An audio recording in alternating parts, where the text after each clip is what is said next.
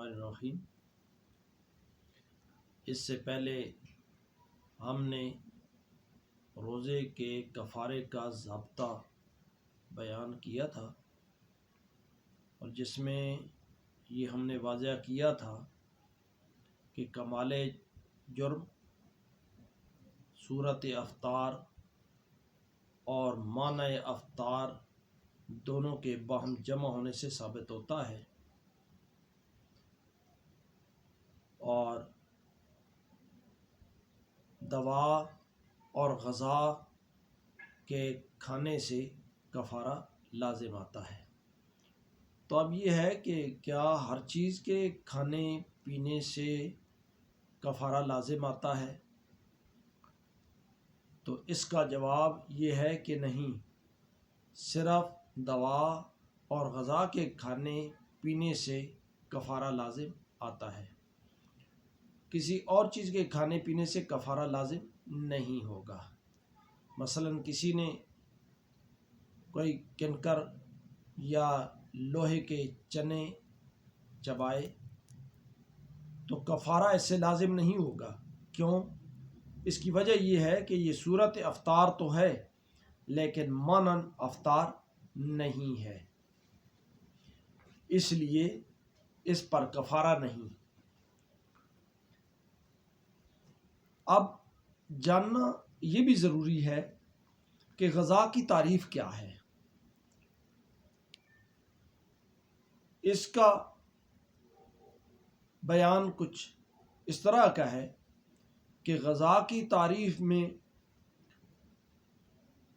علماء کرام کا کچھ اختلاف ہے۔ بعض نے یہ کہا کہ غذا وہ ہے کہ جس کے کھانے کی طرف طبیعت مائل ہو اور خواہش اس سے زائل ہو جائے، بھوک مٹ جائے، اور بعض نے یہ بھی کہا ہے کہ غذا وہ ہے جس میں بدن انسانی کا نفع ہو۔ اب یہ جو آپس میں اختلاف ہے، اس اختلاف کا نتیجہ یا اس کا ثمرہ دو مقام پر ظاہر ہوگا۔ ایک مقام تو یہ ہے کہ کسی نے منہ سے نکالا ہوا لقمہ کھا لیا تو پہلی تفسیر کے مطابق اس پر غذا کی تعریف صادق نہیں آئے گی، کیونکہ جو چیز منہ سے نکلے اس کی طرف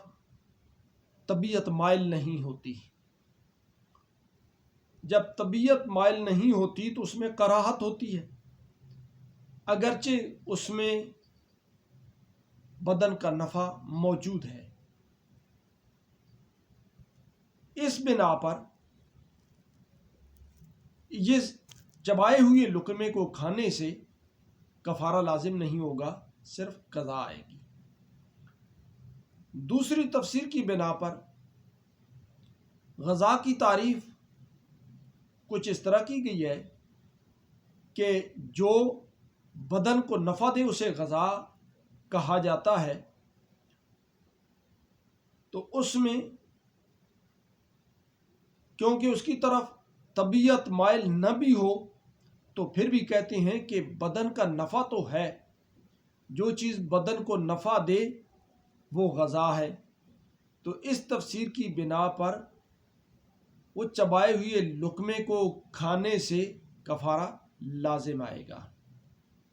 اب دوسرا مقام جہاں اس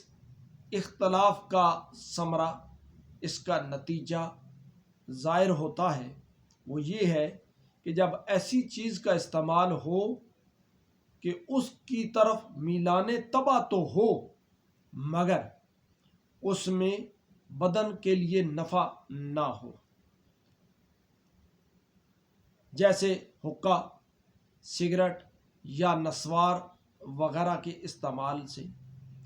جسم کو نفع یا فائدہ کچھ نہیں ملتا، بلکہ بعض اوقات تو یہ بہت ہی جسم کے لیے نقصان اور تکلیف کا سبب بن جاتا ہے، یعنی اس کا پینا مضر صحت ہے۔ لیکن غذا کے معنی بیان کرنے میں صحیح تر جو تفسیر ہے وہ پہلی ہے کہ غذا اس کو کہتے ہیں جس کی طرف طبیعت کا میلان ہو اور خواہش بھی اس سے زائل ہو جائے۔ لہذا حقہ پینے میں جن لوگوں کو عادت ہے یا سگریٹ پینے کی جن لوگوں کو عادت ہے، نسوار رکھنے کی جن لوگوں کو عادت ہے، وہ اگر اس کو استعمال کریں گے تو اس پر کفارہ لازم آئے گا، کیونکہ ان کو اس کی طرف رغبت ہے، اور جس کی طرف طبیعت مائل ہو وہ غذا کا حکم رکھتی ہے۔ اسی طرح صحیح تر قول کے بنا پر منہ سے نکلے ہوئے لقمہ کو کھانے سے اس میں کفارہ نہیں، صرف قضا ہے، کیوں کہ اس کی طرف رغبت اور میلان دونوں نہیں ہیں۔ ہاں، جو لقمہ کسی محبوب کسی پیارے کے منہ سے نکلا ہو یا اس کا لعاب دہن ہو تو اس کے کھانے سے کفارہ لازم آئے گا، کیوں کہ اس میں لذت بھی ہے اور اس کی طرف میلان اور رغبت بھی ہے، اس لیے اس پہ کفارہ لازم آئے گا۔ ہاں، اگر کسی نے سڑا ہوا گوشت کھایا یا بدبودار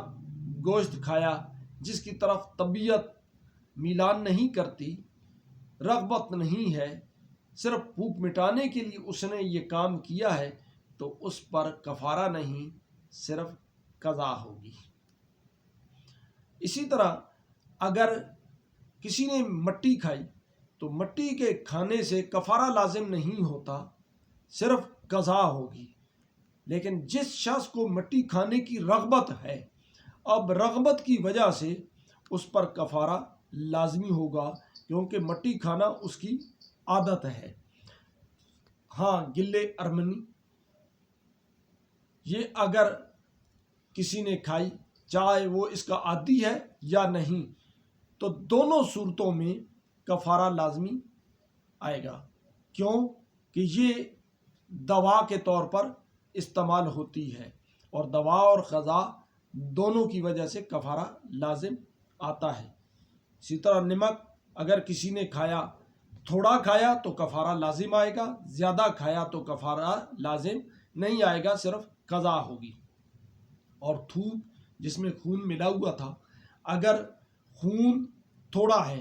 یعنی تھوک غالب ہے تو نہ قضا ہے نہ کفارہ ہے، نہ ہی روزہ ٹوٹا ہے بلکہ روزہ برقرار ہے۔ اور اگر خون غالب تھا اور یا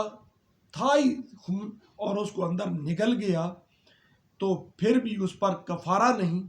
صرف قضا ہے، کیونکہ وہ باہر سے نہیں آیا، اندر ہی سے اس نے اپنے اندر یعنی معدے میں اتار لیا۔ اسی طرح ایک اور چیز ہم دیکھتے ہیں کہ خربوزہ وغیرہ کے چھلکے اگر وہ اس حال میں ہیں کہ ان سے نفرت کی جاتی ہے یا وہ بالکل خشک ہو گئے ہیں تو ان کے کھانے سے کفارہ لازم نہیں آئے گا، صرف قضا ہوگی۔ یا کسی نے زبردستی کوئی چیز کسی کو کھلا دی تو کسی کے جبر و اکراہ کی وجہ سے اگر روزہ توڑا گیا تو اس پر بھی کفارہ نہیں، صرف قضا ہے۔ اور اگر روزہ توڑنے کے بعد وہ بندہ جس نے روزہ توڑا وہ بیمار ہو گیا اور بیماری ایسی ہے کہ شرعاً اسے روزہ توڑنے کی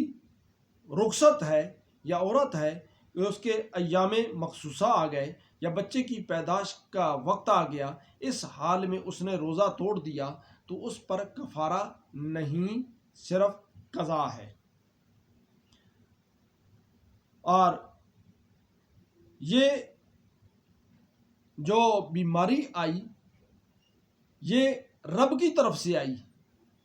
جس نے یہ اختیار دیا ہے یہ اسی کی طرف سے عذر آیا ہے، نہ کہ بندے کی طرف سے، اس لیے اس پر کفارہ نہیں ہے۔ اور اسی طرح اگر آدمی سفر پر نکلتا ہے اور روزہ اس نے توڑ دیا تو اس پر بھی صرف قضا ہے، کفارہ نہیں ہے۔ ہاں، اگر کوئی شخص روزہ توڑنے کے بعد سفر پر نکلتا ہے تو اب یہ سفر کا عذر اس بندے کی اپنی طرف سے ہے، نہ کہ رب تعالیٰ کی طرف سے، یعنی من جانب اللہ نہیں ہے، اس لیے اس پر کفارہ لازم آئے گا۔ یہ چند چیزیں جو بیان کی گئی ہیں، اس کے علاوہ بھی بہت ساری چیزیں ہیں جو بیان کرنے کی محتاج ہیں، تو انشاءاللہ وقت کے ساتھ ساتھ ان کو بھی بیان کیا جائے گا۔